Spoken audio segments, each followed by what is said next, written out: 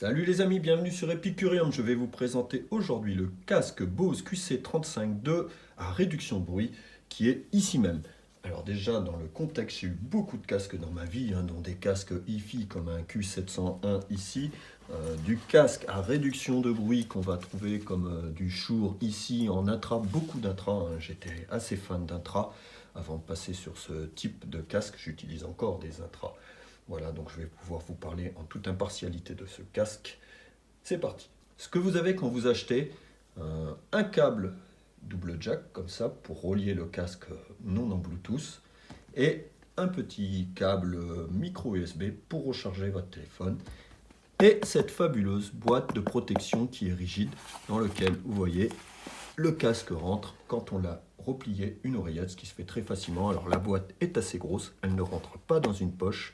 Contrairement à des intras qu'on peut balader partout dans une poche, là c'est assez gros, vous aurez besoin d'un sac à dos pour le transporter pratiquement tout le temps.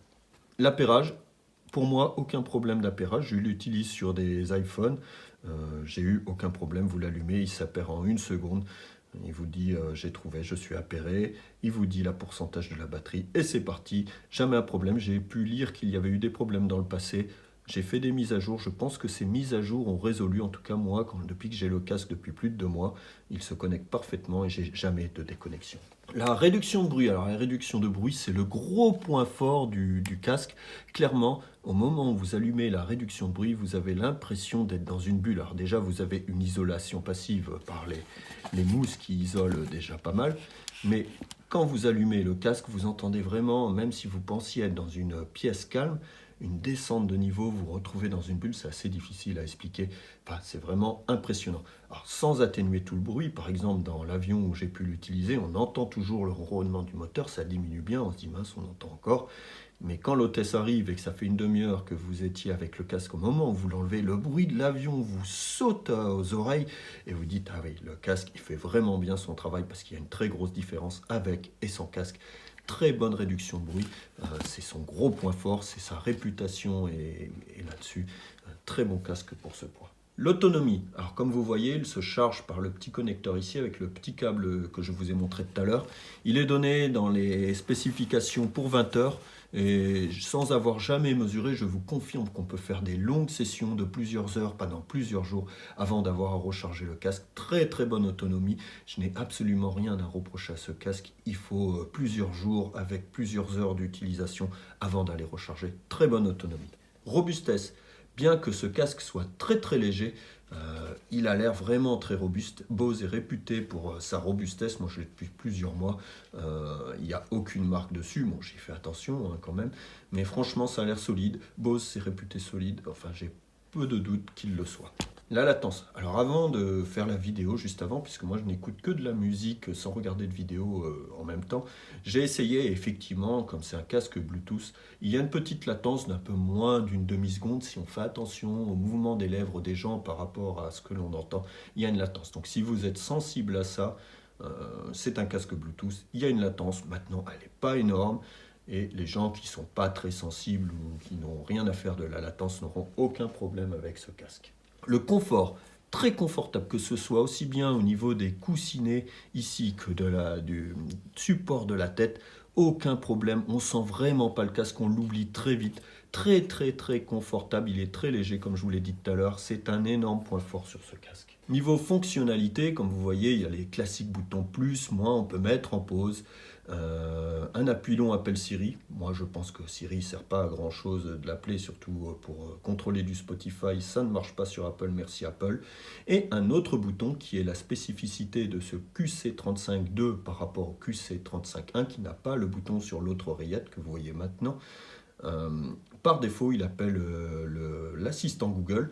Ça marche très bien pour peu que vous ayez sur un iPhone, en tout cas, installé l'application de l'assistant Google. Maintenant, pour moi, si vous avez un QC35.1 ou si vous trouvez un meilleur prix sur un QC35.1, le bouton Google justifie pas l'achat de ce casque.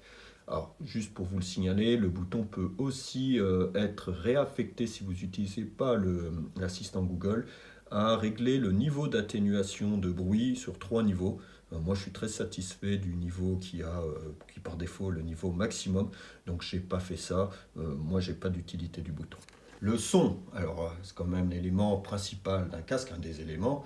Le son est très très bon. Alors, on n'est pas sur du casque hi-fi, hein, on n'est pas sur de la qualité du Q700, mais on n'en est vraiment pas loin. On est beaucoup plus proche de la qualité d'un casque plutôt typé hi-fi que de la qualité d'un casque bas de gamme qu'on peut trouver. Chez Bose, il a souvent été dit qu'il y avait beaucoup de basses, hein, beaucoup de basses dans les appareils Bose, ce qui est vrai dans les appareils du passé. Moi, j'ai un Soundlink Mini 2, l'enceinte, et c'est très typé basse, trop. J'aime pas ce typage basse. Ici, c'est pas le cas. Alors, c'est un peu plus prononcé que la moyenne, je vais pas vous le cacher, mais ça reste très raisonnable. Moi, j'écoute du jazz, de l'électro, du classique, un peu de tout. Tout passe très bien. Et comme je vous l'ai dit, l'atténuation de bruit fait qu'on peut écouter plus bas la musique, entendre les petits détails parce qu'on n'est pas gêné par le monde extérieur. On est vraiment concentré sur sa musique. Et c'est vraiment une expérience musicale très très bonne. Le design, si vous aimez les choses noires et sobres, vous allez être servi et ravi. Alors, je trouve que j'aime bien les choses sobres, mais là c'est vraiment un petit peu à l'extrême, même le Bose est écrit en noir, tout est noir, aucune fioriture, c'est très fonctionnel. Maintenant, un petit peu de fantaisie, en tout cas si vous aimez les casques qui sont tape à l'œil, vous serez déçu par ce casque, clairement. Euh, Même moi qui aime le sobre, je trouve que ce casque est vraiment trop sobre. En plus, il n'y a rien pour le distinguer du QC35-1, aucune nouvelle fantaisie, aucune couleur. Voilà. Donc pour moi, le design, il n'est pas loupé. Je dirais pas que le casque est moche, mais c'est pas son gros point fort. Dernier sujet, évidemment, c'est le prix. Et là aussi, je trouve que c'est pas un point fort sur le casque. Prix public, il doit être à 360, 370. Je ne sais pas, on n'achète jamais ce genre de produit au prix public. En France, on le trouve régulièrement à 320, peut-être un peu moins. Maintenant, moi, je l'ai acheté à l'étranger, sur Amazon Italie. Hein, j'ai pas d'action chez Amazon, bon, je peux vous le dire. À moins de 300 euros, j'ai trouvé ce casque. Donc, des fois, on peut trouver ce casque à 290, 280 euros, ce qui est plutôt le prix où on va trouver un QC35-1 parfois. Donc, pour le même prix, j'ai trouvé un QC35-2, ce qui explique que j'ai acheté ce casque. Alors, aux alentours de 300 euros, je trouve que c'est un bon rapport qualité-prix. C'est pas le super rapport qualité-prix parce qu'il est assez cher. Maintenant, il a beaucoup de qualité, comme j'ai pu vous le dire. À 360 euros et au-delà de 320 euros, en tout cas pour moi, c'est pas un très bon rapport qualité-prix. En tout cas, voilà, vous l'avez compris, moi je suis séduit par ce casque que j'ai maintenant depuis, je pense, plus de 2 mois, peut-être 3 mois. Très content du casque, très content de la qualité de son, de le confort qu'on peut avoir, de la réduction de bruit, de l'autonomie. Un très bon casque. Voilà, si vous le trouvez plutôt en dessous de 320 euros, 320 max, ça reste un très bon casque. Et là, il rentre dans un rapport qualité-prix tout à fait correct. Voilà les gens, n'hésitez pas, un petit pouce bleu, abonnez-vous parce qu'il va y avoir beaucoup de nouvelles vidéos. A plus!